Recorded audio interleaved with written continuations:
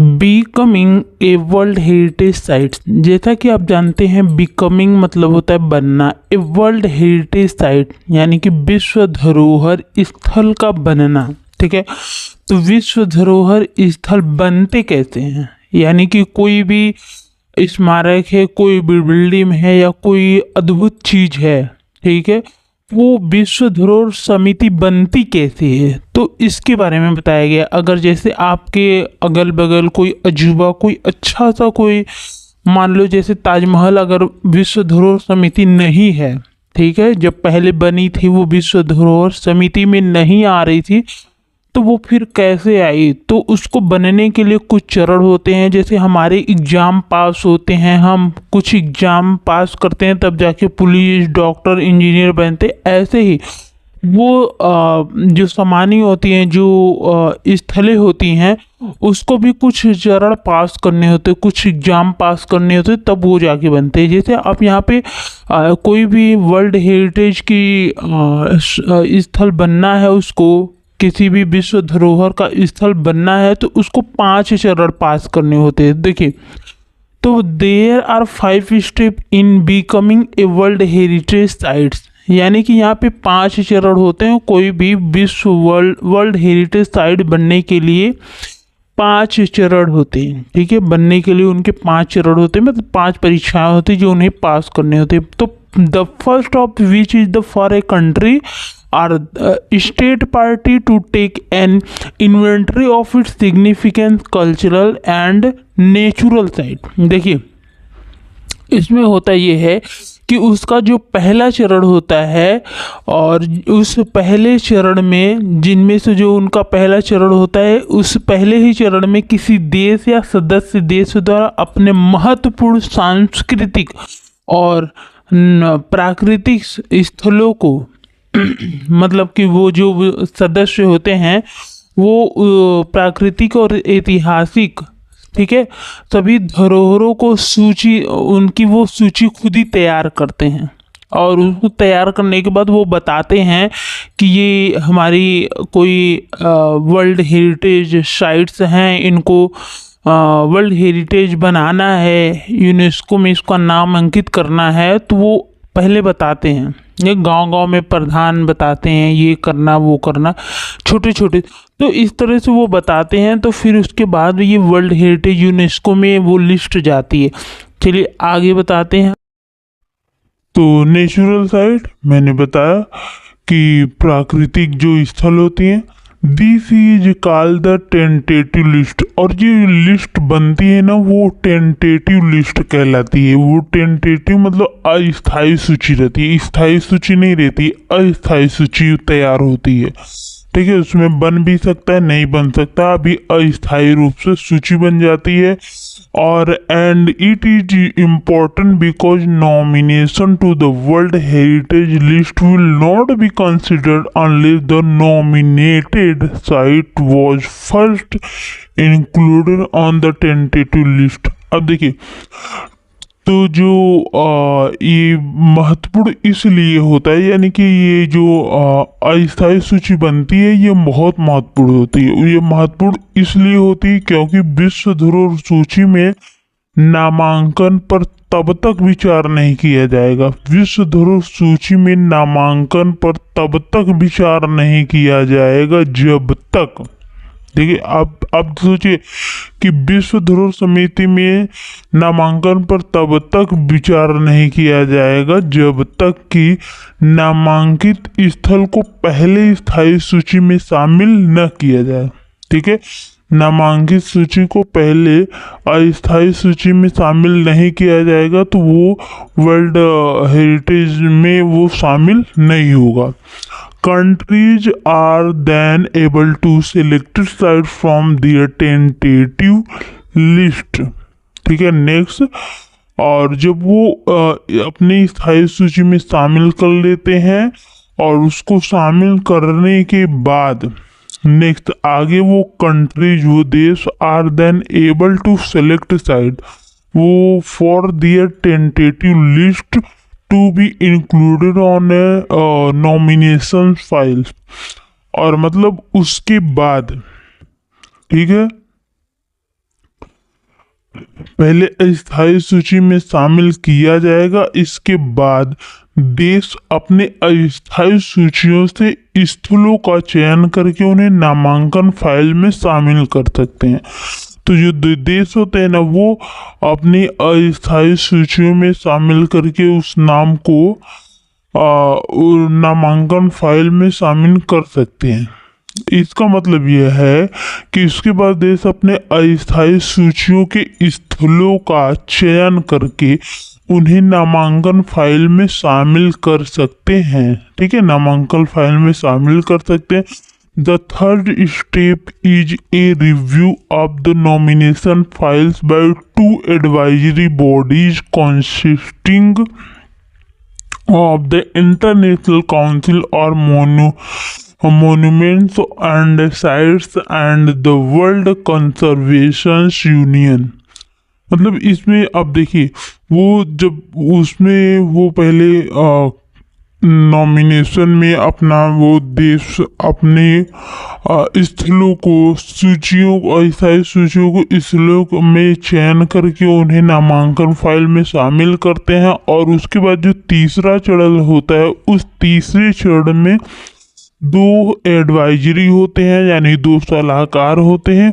वो निकायों के द्वारा नामांकन फाइल की समीक्षा करते हैं। ठीक है, तो निकायों के द्वारा नामांकन फाइल की समीक्षा कर लेते हैं। ठीक है, नामांकन फाइल की समीक्षा करते हैं, और जिनमें अंतर्राष्ट्रीय स्मारक एवं ठीक है, तो अंतर्राष्ट्रीय स्मारक एवं स्थल परिषद और विश्व संघ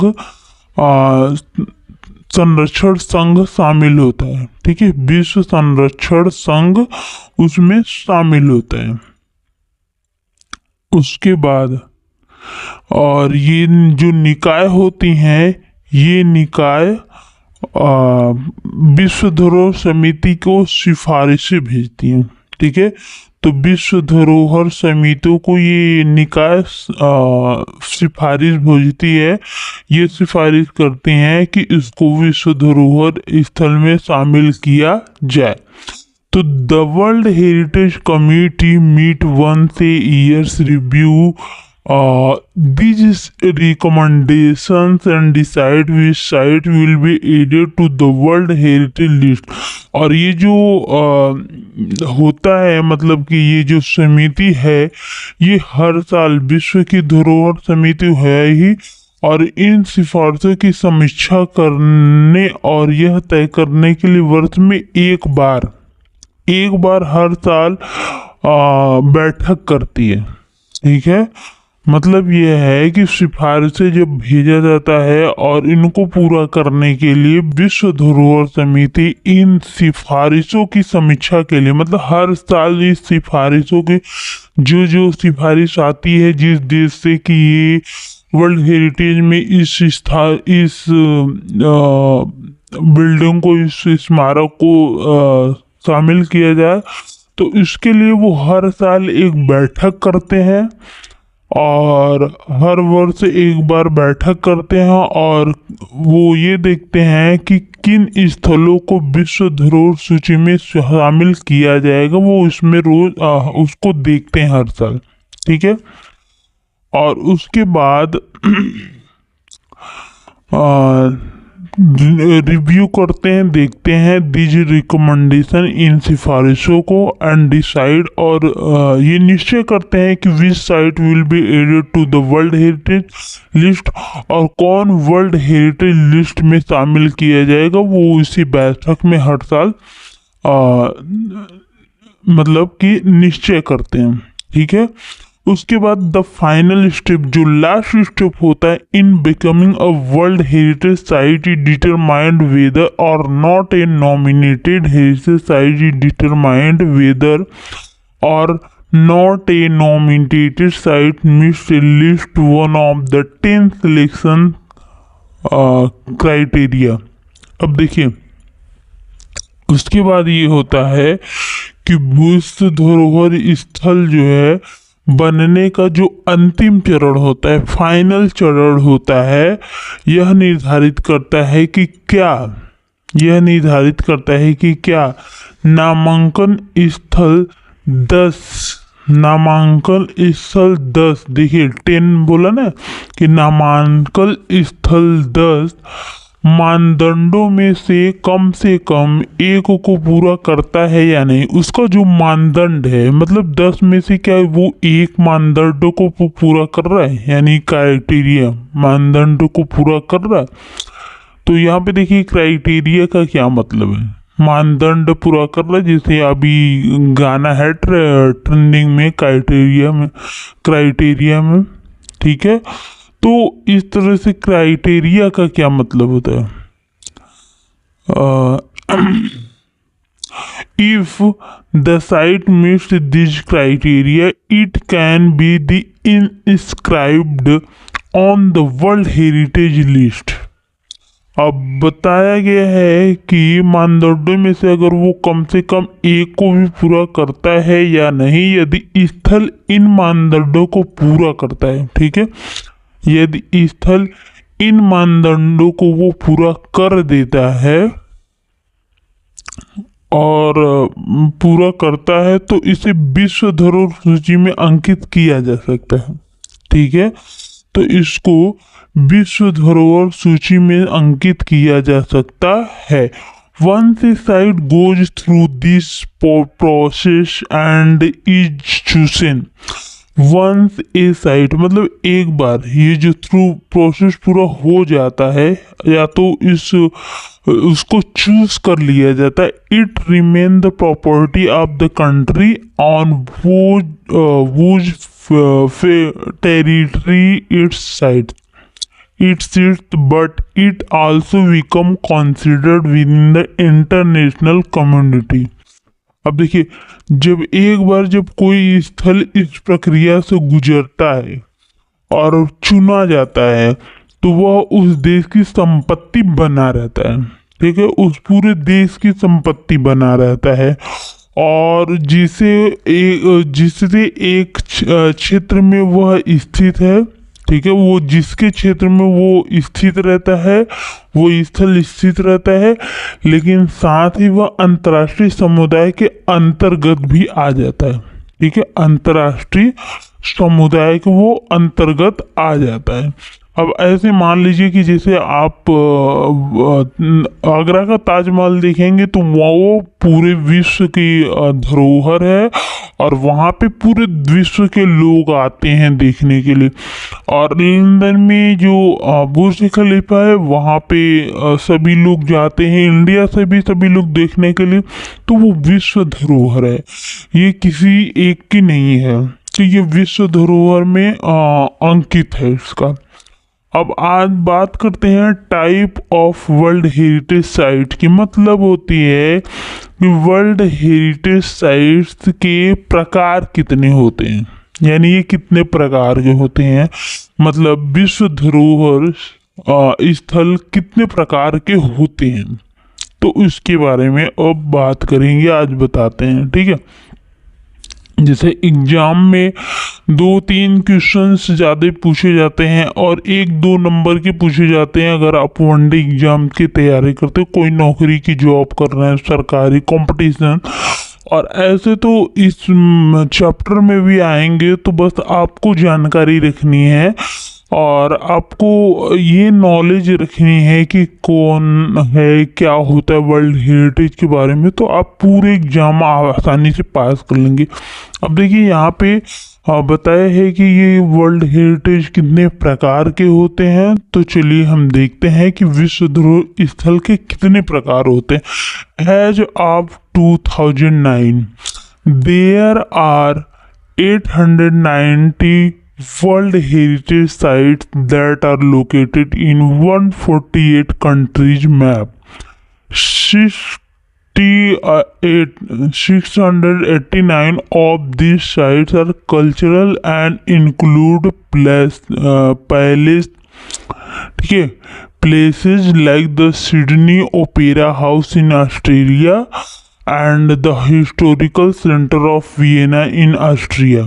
अब देखिए 2009 के दौरान यानी कि 2009 में एक बार जब वहाँ पे काउंटिंग होता है तो there are 890 world heritage site, 890 विश्व धरोहर समितियां हैं that are located in 148 countries map, और 148 देशों में ये सारी स्थित हैं।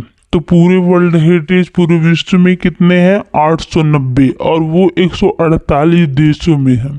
ठीक है, तो 148 देशों से 890 वर्ल्ड हेरिटेज साइट है। यहाँ पे 890 वर्ल्ड हेरिटेज साइट पे आप जा सकते हो, घूम सकते हो, कुछ भी कर सकते हो। अब देखिए ये वर्ल्ड हेरिटेज साइट है, ये किसी एक की नहीं है, पूरे देश की है, किसी एक देश की नहीं है ये सारी चीजें। ये वर्ल्ड हेरिटेज, ये विश्व धरोहर पूरे देश की है। ठीक है, 689 ऑफ दिस साइट्स, मतलब इनमें से जो स्थल हैं उनमें से 689, ठीक है, are cultural and include places like the Sydney, वो कल्चरल हैं, सांस्कृतिक हैं, और उसमें कुछ ऐसे भी स्थित हैं जैसे सिडनी का ओपेरा हाउस।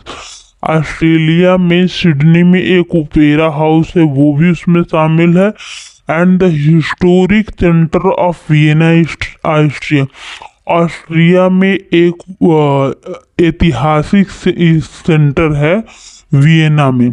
ठीक है, वियना में, ऑस्ट्रिया के वियना में एक ऐतिहासिक सेंटर है, वो भी उसमें स्थित है। मतलब उसको मिला के ऐसे ही सब मिला के पूरे हैं 689 सांस्कृतिक हैं। अब देखिए 167 are natural and feature such as located as the USA of Yellow Stones and Grand Canyon National Park. अब यहाँ पे ये बताया गया है कि 176 जो है प्राकृतिक हैं और feature such as location as the US में एक येलो स्टोन है,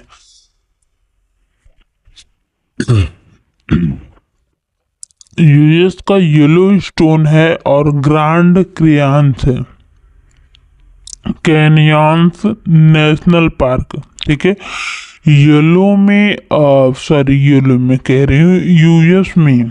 ठीक है, अमेरिका में एक है, उसका नाम है, जैसे आप ये कह सकते हैं कि ग्रांड कैनियन है, जो ग्रांड कैनियन नेशनल पार्क है। ठीक है, तो वहाँ पे ये जो आप देख रहे हैं कि 176 जो स्थल प्राकृतिक है, उनमें से अमेरिका के येलो स्टोन और ग्रैंड कैनियन राष्ट्रीय उद्यान जैसे स्थान भी उसी में शामिल हैं। ठीक है, 176 जो है। अब कितने वर्ल्ड हेरिटेज हैं आपको पूरा टोटल पता ही हो गया, 890 हैं, और इसमें से कितने प्राकृतिक हैं, कितने सांस्कृतिक हैं, कितने नेचुरल्स हैं, वो सारी चीज़ें इसमें बताई गई हैं। अब आगे देखते हैं कि 25 of the world heritage site are considered mix. ठीक है, natural and cultural, Peru Machu Picchu. ठीक है, तो पेरू का Machu Picchu is one of this. अब देखिए उसमें से 25 जो विश्व धरोहर स्थल है वो दोनों का मिक्स है। ठीक है, किसका? प्राकृतिक और सांस्कृतिक दोनों का मिक्स है। अब इसमें से पहला एक उदाहरण भी है, पेरू का माचू पिचू, जिसको आप देख सकते हैं इस पेज में भी लिखा, अरे इस बुक में भी है, पेरू का माचू पिचू इसको कहते हैं हम। ठीक है, पेरू का माचू पिचू इसमें नहीं है, सॉरी। तो एक पेरू का माचू पिचू वो सांस्कृतिक और प्राकृतिक दोनों का कॉम्बिनेशन है। अब इसके बाद बताया गया है कि Italy has a highest number of the world heritage site with 44। मतलब इटली में सबसे ज़्यादा उसके वर्ल्ड हेरिटेज साइट्स हैं, इटली में 44 हैं, सबसे ज़्यादा हैं। ठीक है, इटली का वर्ल्ड इटली में जितने भी विश्व धरोहर हैं, स्थल हैं, वो सबसे ज़्यादा हैं पूरे देश से। इंडिया है 36 और भारत में 36 है, यानी कि 36 है। 24 कल्चरल हैं, मतलब सॉरी 28 सांस्कृतिक हैं, 7 नेचुरल हैं, 7 नेचुरल है और 1 मिक्स्ड है। मतलब 7 दोनों है, वो 1 दोनों है, सांस्कृतिक और नेचुरल दोनों। वर्ल्ड हेरिटेज साइट्स मतलब कि इंडिया में 36 टोटल वर्ल्ड हेरिटेज है और उसमें से 28 कल्चरल है और 7 नेचुरल है और 1 मिक्स है।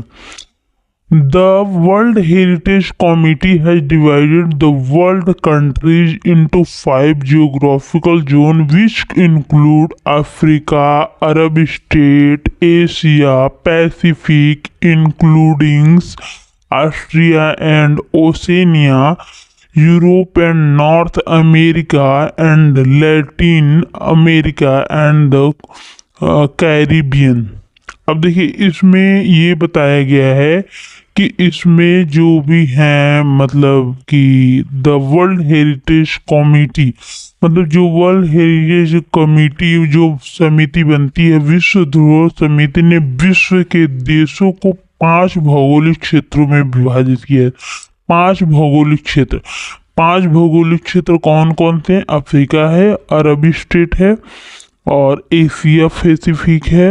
ठीक है, तो अफ्रीका, अरब देश, एशिया प्रशांत, ऑस्ट्रेलिया और ओशिनिया सहित यूरोप और उत्तरी अमेरिका और लैटिन अमेरिका और कैरेबियाई देश शामिल हैं। अब बात आती है कि world heritage site in danger. क्या आपको लगता है कि वर्ल्ड हेरिटेज साइट्स जितने भी विश्व धरोहर स्थल हैं सब खतरे में हैं? तो हाँ, खतरे में है। और किससे किससे खतरे में है, क्या क्या खतरा है उनको, तो इसके बारे में आज हम आपको बताने वाले हैं।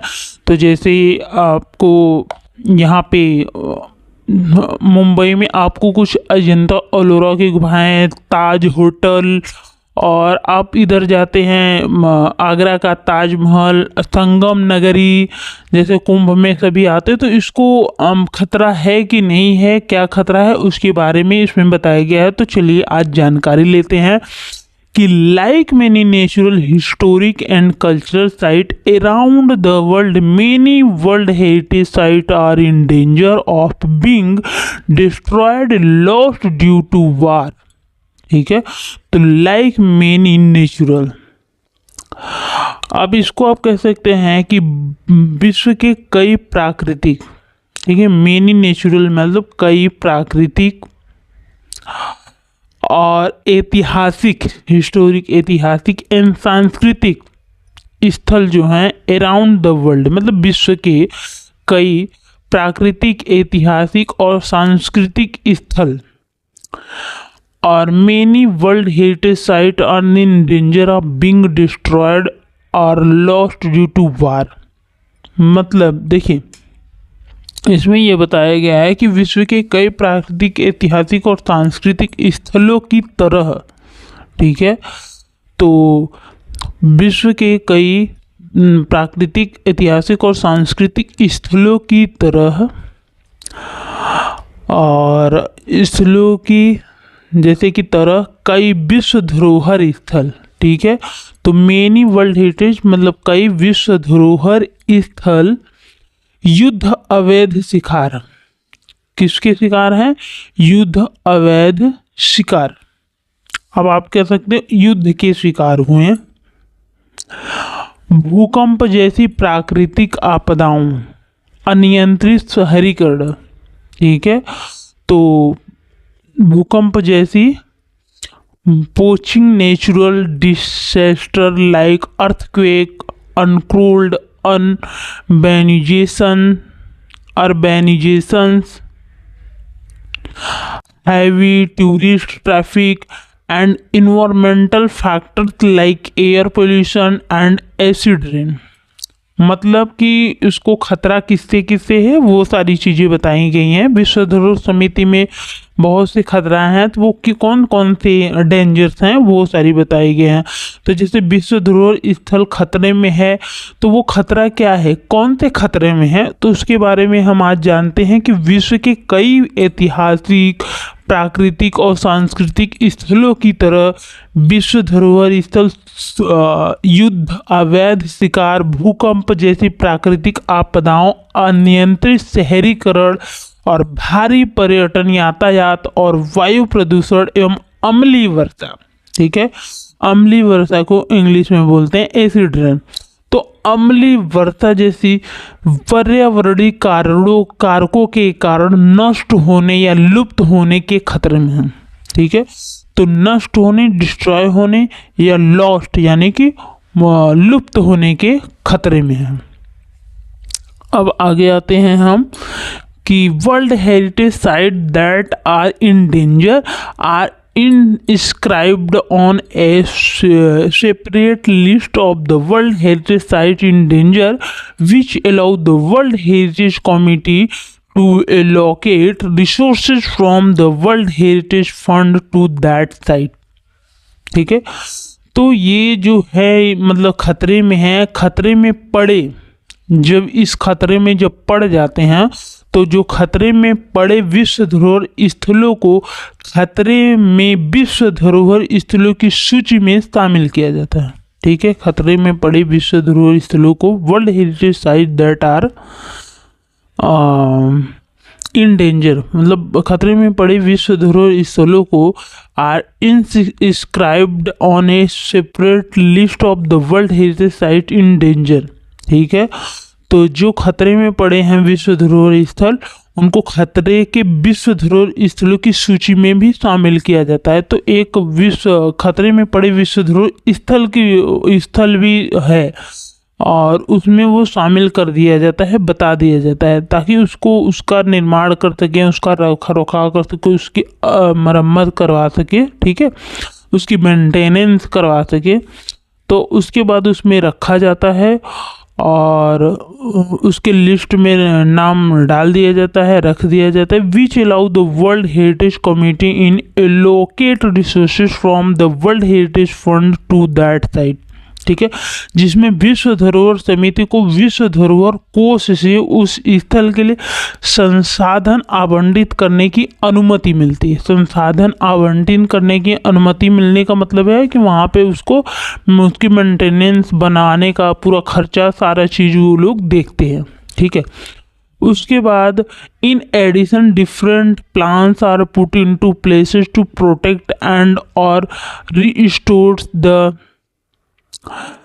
साइट्स, ठीक है।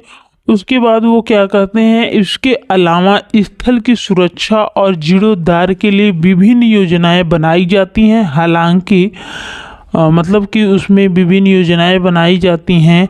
हालांकि if however a site law the characteristics which allowed for it to be originally included on the world heritage list, मतलब कि यदि कोई स्थल उन विशेषताओं को खो देता है जो उनकी विशेषताएं होती हैं, अगर वो उन विशेषताओं को यदि वो खो देता है तो जिनके कारण उसे मूल रूप से विश्व धरोहर सूची में शामिल किया गया था, मतलब जिनके कारण उसको मुख्य रूप से विश्व धरोहर सूची में शामिल जब किया गया था, तो विश्व धरोहर समिति उस स्थल को सूची से हटाने का विकल्प चुन सकता है। मतलब बाद में उसको विश्व धरोहर सूची के लिस्ट से वो उसको हटा भी देते हैं, ठीक है।